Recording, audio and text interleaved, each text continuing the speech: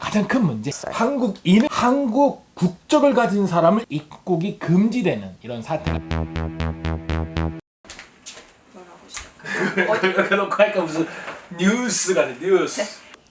요새 코로나 바이러스 때문에 어떻게 지내세요? TV 보면서 신나게 놀고 이렇게 지내고 있어요.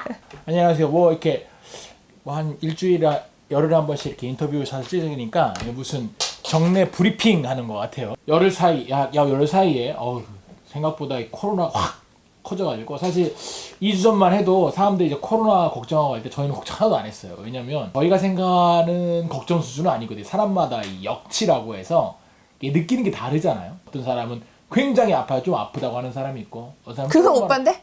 조금 아픈데? 조금만 아파도 굉장히 아프다고 하는 뭐 엄살이 심한 그런 걱정을 좀 덜 하더라고요. 이렇게 세계 여행의 여파나 경험 같은 것 때문인지 웬만한 걱정은 잘 안 하는데 이게 저희가 걱정하는 수준이 됐어요. 사실 지금 저희도 이제 잘 안 돌아다니고 있고 그래서 사실 오늘의 요즘에 이제 가장 큰 걱정은 정말 저희가 계획한 대로 세계 여행을 떠날 수 있을까?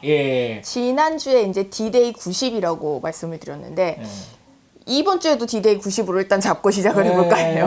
일단 왜냐면 저희는 그때 이번 2주 전만 해도 그랬거든요. 사람들이 여행을 어떻게 가냐 했는데 그때만 해도 아니 한국보다 여행 지역이 훨씬 안전하다 코로나로부터는. 그래서 여행을 가는데 전혀 문제가 없다라고 얘기를 했습니다. 근데 코로나 여파가 좀 커져가지고 가장 큰 문제, 입국이 금지되는 이런 사태가 이제 벌어졌죠. 자, 그래서 오늘 이제 그 입국 금지에 대한 얘기를 좀 할 건데 현재 입국 금지가 떴어요. 약 72개국.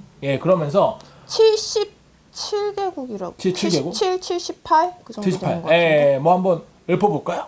어디? 읊는다고요? 한번 쭉 그래도 우리가 상식적으로 얼마나 어떤 나라들이 나라 입국했습니다. 및 지역.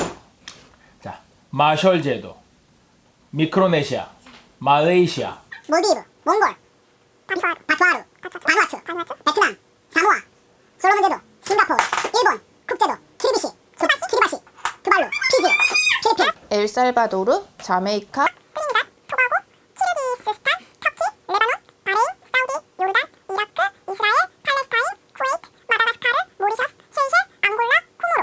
그리고 이제 이 다음번에 말씀드리는 것은 입국 절차가 강화된 거에 대한 것도 있다는데 다 얘기해?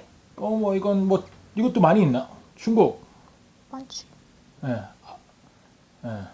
태국, 인도.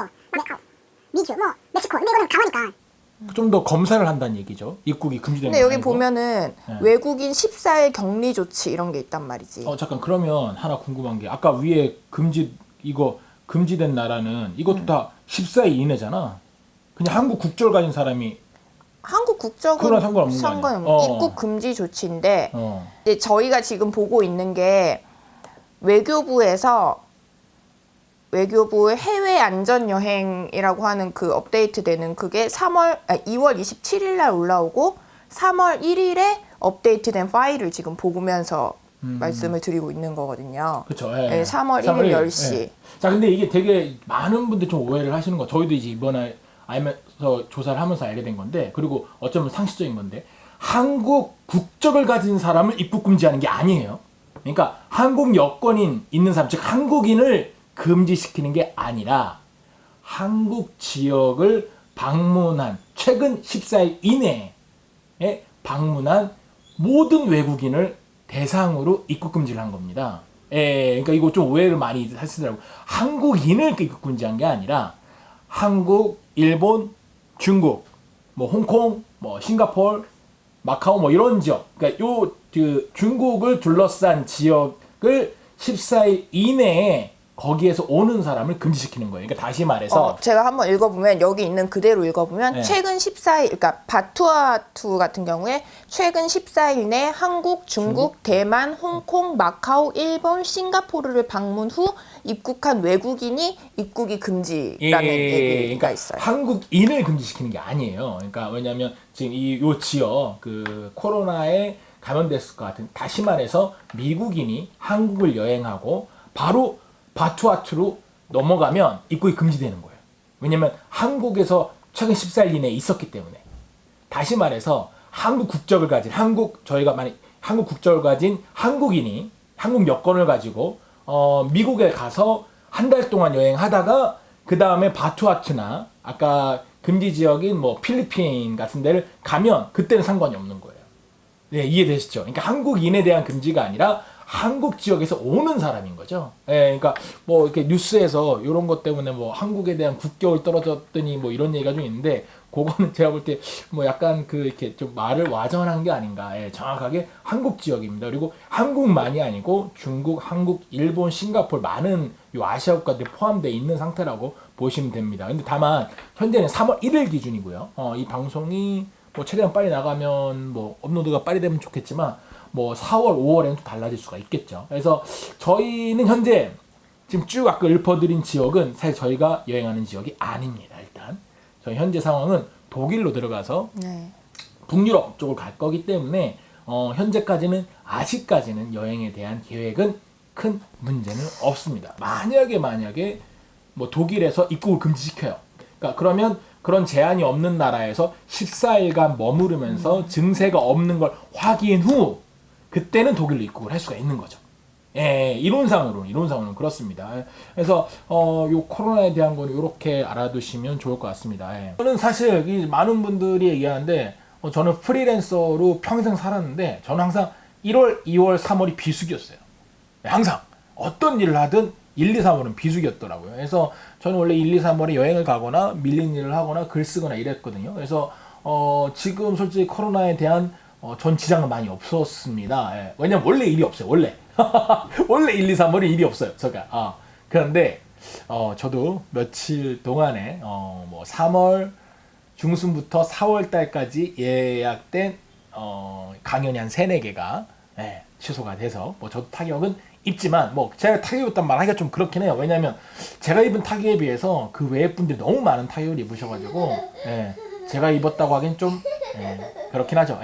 하여튼 저도 나름은 있다. 그런 타격이. 뭐 이제 코로나 저도 얼마 전에 라디오 방송 갔다가 들었던 얘기인데 코로나 블루라는 말이 있다고 하더라고요. 그러니까 코로나 때문에 심적으로 위축되는 거죠. 그러다 보니까 우울감도 많이 생기고 그러는데 저는 뭐 이런 그냥 저도 코로나19 당연히 싫어합니다. 코로나19 싫어하고 이게 사태라고 보고 많은 피해가 있다고 하는데 뭐 그래도 좀 다른 생각을 좀 해보면 많은 약속이 취소가 되고 많은 모임이 취소가 되고 그리고 그러다 보니까 강제적인 휴식을 좀 갖게 되는 것 같아요. 물론 힘들지만 그러다 보니 가족들 간의 시간을 더 보내는 횟수가 많아지더라고요. 네, 저렇게 아란이가 이제 부스부스 나올 횟수도 많아진 거고 뭐 그러다 보면 저도 아무리 집에서 일을 한다고 해도 아이랑 놀아주는 시간이 좀 더 놀아주는 게 아니라 같이 노는 시간이 좀 더 많아지는 거죠.